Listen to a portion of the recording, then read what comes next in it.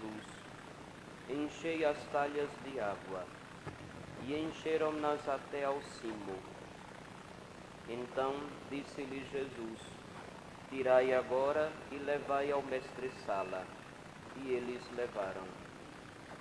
E o mestre-sala, logo que provou a água convertida em vinho, como não sabia de onde este lhe viera, ainda que o sabiam os serventes, porque tinham tirado a água, chamou o esposo e disse-lhe: todo homem põe primeiro o bom vinho, e quando já se bebeu bem, então lhes apresenta o inferior.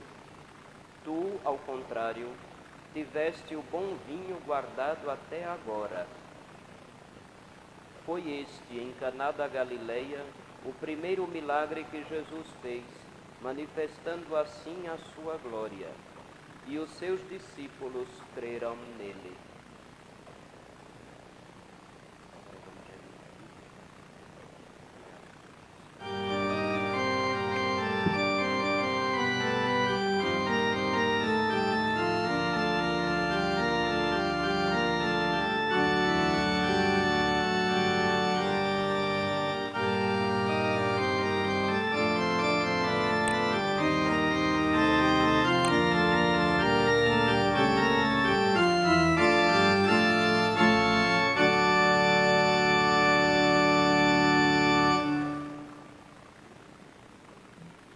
In nomine Patris et Filii et Spiritus Sancti. Amen.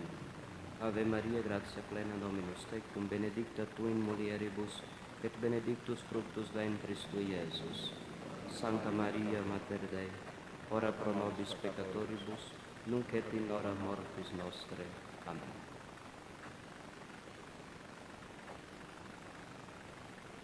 Filhos, na liturgia antiga estamos vivendo o tempo depois da Epifania. É um tempo em que os domingos não celebram algum mistério específico da vida de Nosso Senhor, nem algum acontecimento grande e chave, como foi aquele tempo do ciclo do Natal, seja no Advento, seja nas festas da Natividade e da Infância do Senhor, seja do ciclo da Páscoa, que começa com um tempo quaresmal e se conclui em Pentecostes. Durante esses domingos, nós somos convidados a aprender do Senhor a vida ordinária do cristão, daquele que o segue. Nada mais justo do que começar a estimular a nossa vivência de fé, lembrando a forma como Jesus, depois do batismo, publicamente mostra, através do sinal em Caná da Galileia, a que veio realizando sua obra. As bodas de Caná são uma passagem clássica no Evangelho de São João, porque o Evangelho de São João é conhecido como o livro dos sinais. Existem vários sinais. Eu aconselho, já que hoje, por conta da peste chinesa, o povo talvez tenha que ficar um pouco de mais tempo em casa, em vez de ficar navegando pela internet, leia o Evangelho de São João, dá um excelente retiro espiritual. E vocês vão perceber os vários sinais. O último Evangelho que foi escrito já é um apanhado teológico daquilo que a Igreja, no tempo dos apóstolos, cria, acreditava a respeito de nosso Senhor Jesus Cristo e de sua obra redentora. O primeiro dos sinais é dado em Caná da Galileia, numa festa de bodas, numa festa de casamento. Por várias vezes no Antigo Testamento, a relação de Deus com o povo com que ele faz aliança é comparada com a relação de esposo e esposa. Várias vezes há esta comparação.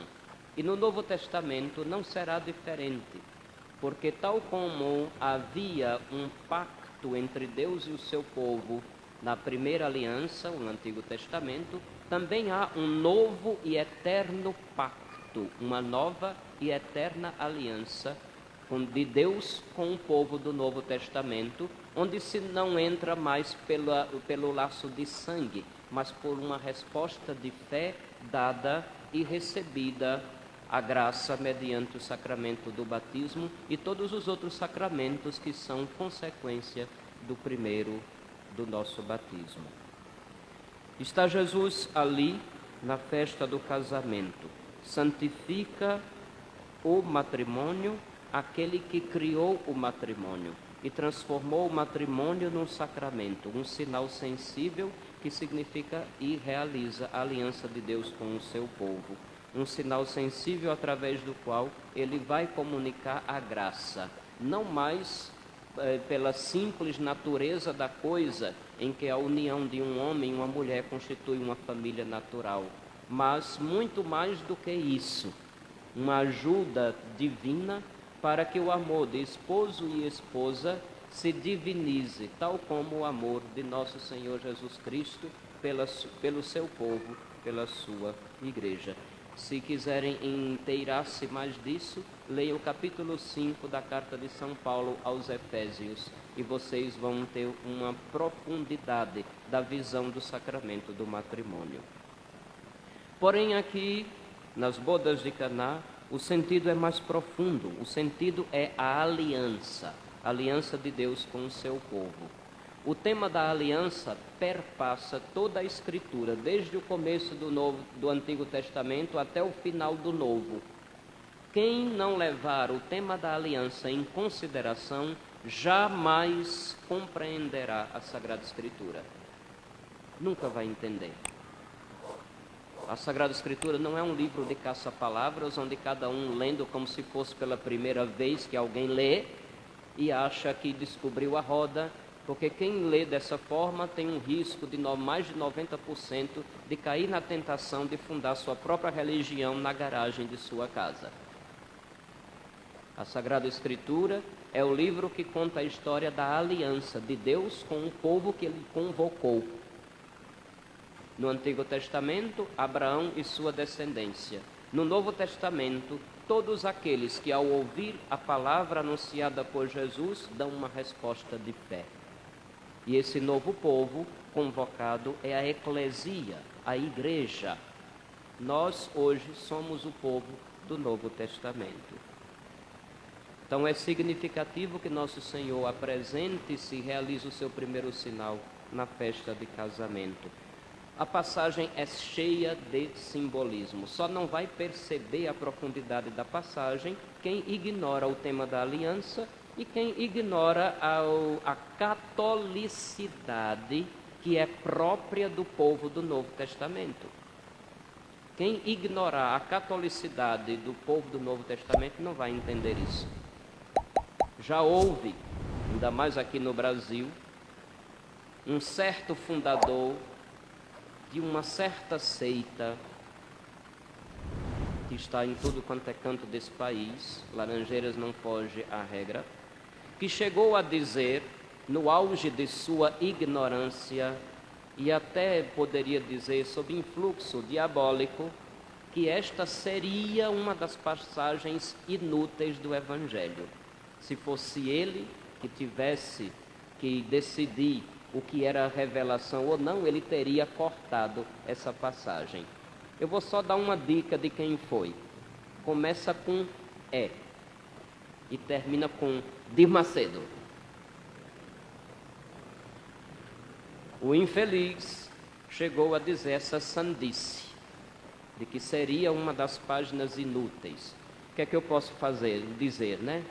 Pessoas que perderam a eternidade de vista, pessoas que não creem mais na vida eterna, não creem mais no céu, pessoas que só dão crédito ao que rende e ao que vende, pessoas que só estão interessadas em retorno econômico material, coisas típicas desse mundinho sem graça, não vão compreender jamais esses temas tão profundos. Nosso Senhor mostra a sua glória, mostra o seu poder. Simplesmente a mágica de transformar água em vinho? Não. Vejam todo o significado. Primeiro, a figura da mãe que intercede. Certamente Nossa Senhora era aquele tipo de mulher que, quando chega num lugar, procura perceber onde precisa de ajuda. Toda vez que eu medito essa passagem da Escritura, eu lembro da minha infância, quando algumas vezes eu acompanhei minha mãe nos casamentos de gente da família, principalmente em zona rural. Na cidade a gente não percebe não, porque o povo da cidade está acostumado a pagar um serviço de buffet. Não é assim hoje em dia? Mas eu me lembro que na minha infância, quando a gente ia nos casamentos, principalmente na zona rural, a gente via a família toda empenhada em preparar a festa. E mais de uma vez eu vi minha mãe chegando, cumprimentava todo mundo, desde a varanda, que toda casa de sítio lá tem uma varanda, né? Já estava cheio de gente, cumprimentava todo mundo, compadre, todo mundo compadre e comadre. Eu nunca entendi isso, quem era padrinho de quem era madrinha de quem era afilhado, nunca entendi isso. Mas era tudo compadre e comadre. Mamãe ia cumprimentando todo mundo e se dirigindo para a cozinha. Não dava 5, 6 minutos, olha mamãe com um pano de prato aqui.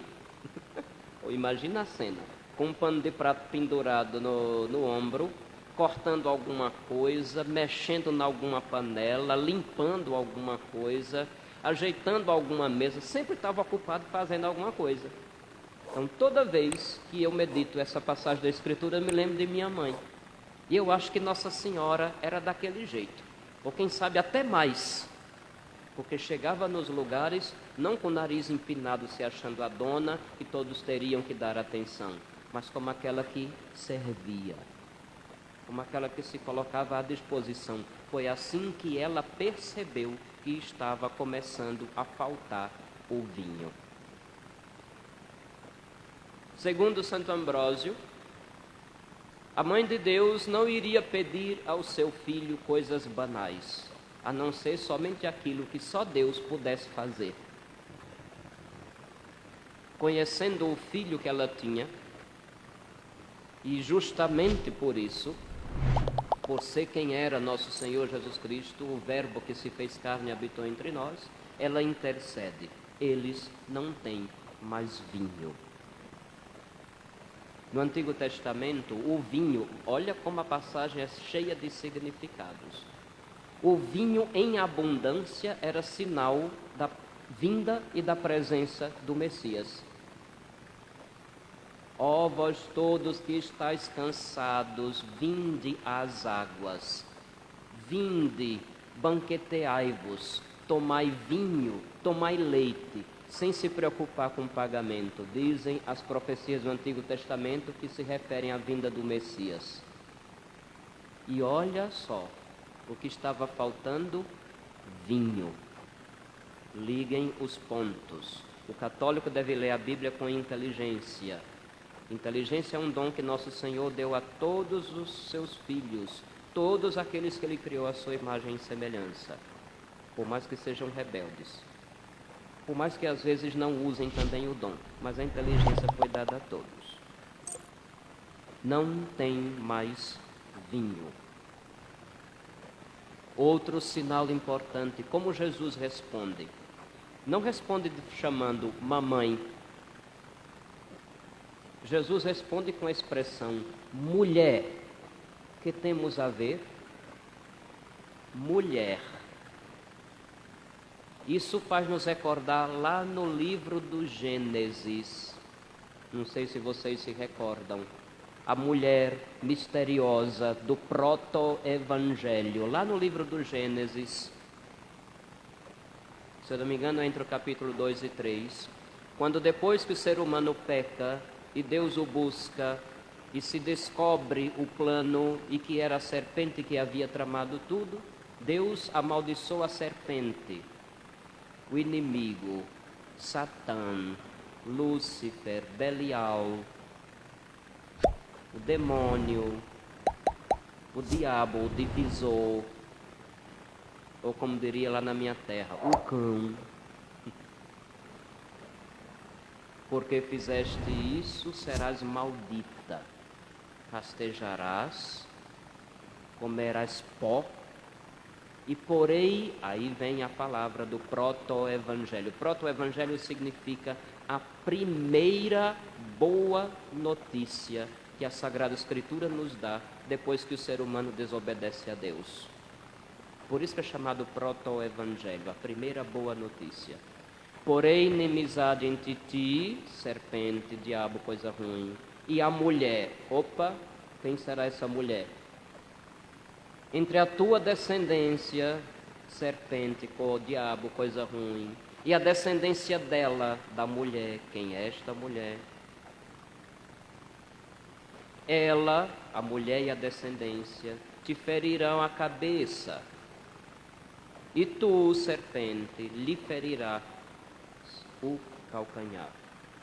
Esse é, em resumo, o proto-evangelho.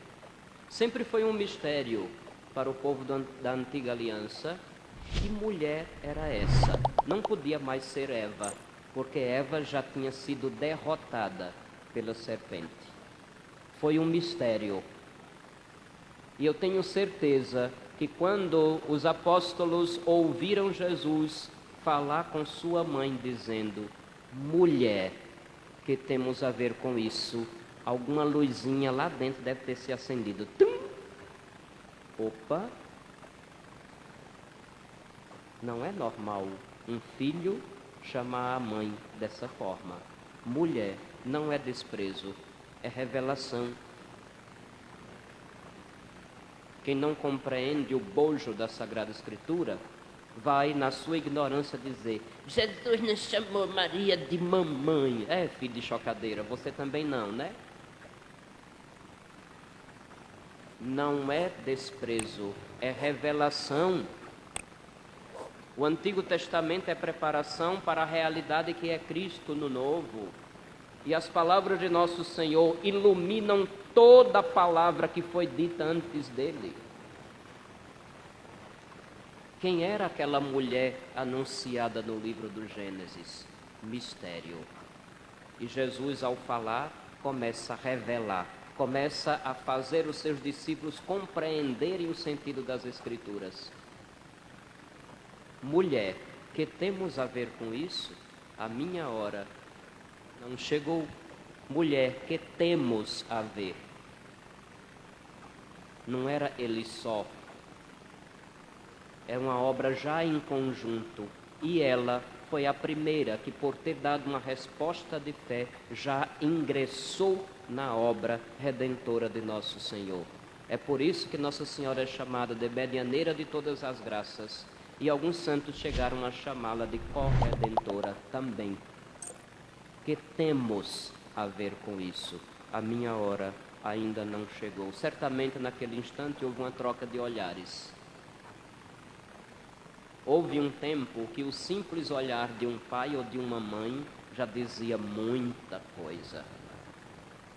Naquele tempo as pessoas estavam acostumadas a olhar um no olho do outro.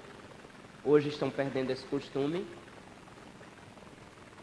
Eu já fui chamado de intimidador várias vezes, sabe? Porque quando eu vou atender, olho no olho. E nem todo mundo está acostumado a uma conversa assim. Mas naquele tempo, um olhar transmitia muito mais do que algumas palavras. Houve uma troca de olhares e certamente uma comunicação entre dois corações. Um coração humano, o da mãe, que cada vez mais subia de nível na sua divinização por graça de Deus, e um coração divino que no contato da família, no contato materno, se humanizava cada vez mais. A mim sempre me foi cara esta realidade dos dois corações, da mãe e do filho. Uma obra conjunta, um influindo no outro. Um coração humano sendo divinizado pelo coração divino e o coração divino sendo humanizado pelo coração convívio materno. Não vejo coisa diferente. Certamente Jesus compreendeu aquele olhar e Nossa Senhora dá um dos poucos conselhos, por que não dizer o único, que foi escrito no Evangelho, porque o Evangelho não foi escrito com páginas inúteis. Quem pensa assim não acredita na inspiração das Escrituras pelo Espírito Santo, mas uma heresia que as seitas modernas ressuscitam.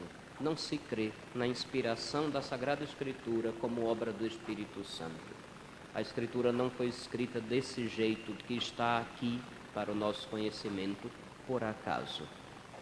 E ali se registra o único conselho de Maria aos servidores: façam tudo o que ele mandar. Um conselho de uma mãe que conhece o filho que tem e conhece também as necessidades de nós outros, os pecadores. O milagre acontece. O que era água, agora é vinho. Uma festa que estava fadada ao fracasso e à tristeza, vê redobrada a sua alegria. Uma coisa que poderia, um momento que poderia frustrar para sempre a vida daquele casal, foi salvo à última hora pela intervenção da mãe e do filho divino que ela tem. É assim que nosso Senhor manifesta sua glória. Deus que se tornou humano, que vem nos falar como um de nós, entre nós. E ao viver uma vida assim entre nós, se torna para nós o modelo de humanidade, que realmente vale a pena. À medida em que conhecemos a humanidade de Cristo, nós teremos critério para avaliar nossa própria existência e, a partir desse critério, começar a nos moldar. Eu sei que falar assim parece um pouco estranho, especialmente para aquelas gerações que querem ter um tipo de liberdade, entendida no sentido de fazer o que me dá na telha, porque na minha vida mando eu sei o que quero, eu faço o que quero, ninguém manda em mim, eu não imito ninguém, eu quero ser original. E nesse afã de ser original, torna-se uma cópia mal feita de um monte de coisa mal feita. O que a gente mais tem assistido hoje em dia são espécies de monstros, os Frankenstein do século XXI. O Frankenstein da obra antiga era uma costura de vários cadáveres. Hoje nós vemos a necessidade da costura de vários cadáveres também, cada um pior do que o outro. O que a gente mais assiste são os Frankensteins modernos. E pior, eles nem se apercebem disso. Ainda antes da peste chinesa chegar, eu lembro que recebi aqui nessa igreja um grupo aqui da UFS, Campus de Laranjeiras, que estava no primeiro período de arquitetura. Um professor trouxe para fazer uma visita, agendou, acolhemos. Os jovens pareciam ainda gente normal, no primeiro período. 3 dias depois, o mesmo professor traz outra turma, que já estava no terceiro período. Vocês precisavam ver o monte de Frankenstein que estava aqui dentro. Imaginam, não é? Cada troço, aquela costura de coisas completamente alheias à cultura do lugar, completamente alheias àquilo que nós entendemos como uma pessoa comum, completamente alheias, até mesmo à realidade do nosso país. Porque tinha gente que parecia saído dos anos 70 de Woodstock. Tinha outros que parecia um hippie que andou lá na Índia e chegou aqui todo maluco, com um monte de balangandã pendurado. Tinha outra que parecia ter saído daquelas tribos australianas com um monte de coisa estranha. Ninguém parecia brasileiro, e muito menos gente de Laranjeiras. Paciência, são os Frankenstein de hoje em dia. Cada um quer ser original, mas acaba sendo uma cópia mal feita de vários cadáveres ao mesmo tempo. Imagina a salada. Não. Se nós tentarmos por nós mesmos inventar a nossa humanidade, está perdido. Desculpa o palavreado popular, está lascado. Porque é nisso que dá. Se não tivermos o mínimo de critério, referência de humanidade, nos perdemos. Ficamos à mercê da moda, à mercê da pressão do momento. Em Cristo, Deus que criou a humanidade, vivendo uma vida nossa humana, nós temos o critério de humanidade. Quem aprendeu a ser gente com Jesus se tornou santo, se tornou santa. Todos os santos são aqueles homens e mulheres que aprenderam de Jesus como se deve ser gente. Porque os planos originais de humanidade que Deus tinha quando nos criou serão sempre válidos. Deus não age conforme a moda. A moda é coisa típica de gente que nunca está contente consigo mesma, nem com nada, nem com ninguém. E toda hora inventando algo diferente, porque nunca vai estar satisfeito. E uma prova de que toda moda é ridícula, basta olhar as suas próprias fotografias de antigamente. Hoje, depois que inventaram o Facebook, está todo mundo ferrado. Porque de repente aparece lá no seu story. Há 9 anos atrás, quando você olha, você quer apagar logo e não consegue, né? Porque você se acha ridículo. Quem foi pela moda vai estar se expondo sempre. Tem certos álbuns de fotografias. Quem tem mais de 20, 30 anos de idade ainda deve ter álbum de fotografia em casa. A nova geração dos millennials, é assim que chamam, né? Quem já nasceu de 2000 para cá. A nova geração não sabe o que é abrir um álbum de fotografia e começar a folhear. Às vezes umas fotos mal tiradas, uma revelação estranha, aquela coisa esfumaçada que não dá para ver direito. E às vezes a gente, quando mais esfumaçada for a fotografia, é melhor, porque ninguém percebe quanto a gente era feio. Mais do que se é hoje. Por que eu digo isso? Meu Deus, não estou desviando de assunto não.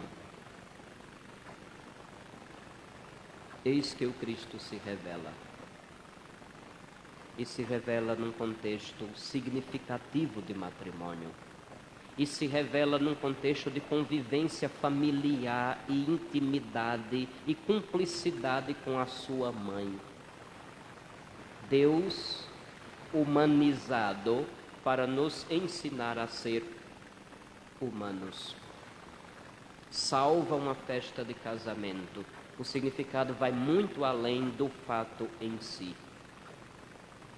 Deus intervém na história, porque tudo que havia sido proposto para o povo de Israel não era suficiente para alcançar o mundo inteiro. Ainda mais no meio de um povinho que fechou-se e achou que Deus era propriedade somente deles. É por isso que o povo do Novo Testamento tem essa característica, a catolicidade. No povo do Novo Testamento, nosso Senhor deixou os seus ministros e os seus sacramentos, para que todos, independentemente da sua origem, tivesse acesso a Deus, tivesse acesso a esta vida divina que só Ele nos pode dar. Em Cristo temos acesso a Deus. Em Cristo temos o modelo de humanidade. Se não aprendemos dele, não aprenderemos de mais ninguém, porque estaremos estragados como uma costura de vários cadáveres. A leitura da carta aos Romanos são conselhos de como devemos nos comportar, uma vez que já nos sabemos renovados pela graça de Deus, participantes da vida nova recebida no batismo, devemos passar por este mundo nos sabendo cidadãos do céu e agindo como cidadãos do céu. Por isso, aquela gama de conselhos que o apóstolo nos dá. nem precisa de explicação, porque eles por si só já falam à nossa consciência e ao nosso coração. Procedamos neste mundo como quem pertence ao mundo outro, que Deus preparou àqueles que Ele ama e àqueles que também o devem amar por uma resposta de fé e de obediência. Que a graça dele nos alcance e que tenhamos aquela hombridade de não perder nenhuma oportunidade de cultivar a virtude, de cultivar aquela humanidade que aprendemos de Deus humanado. In nomine Patris et Filii et Spiritus Sancti. Amém.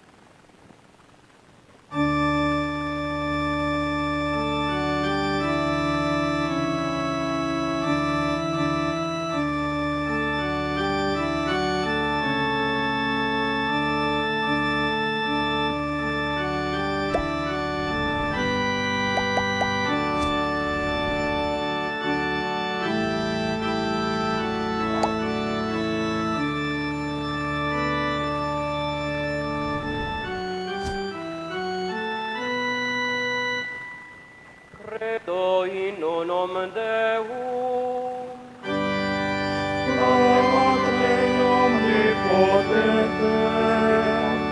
Creator in caeli et terrae, visibilium omnium, et invisibilium,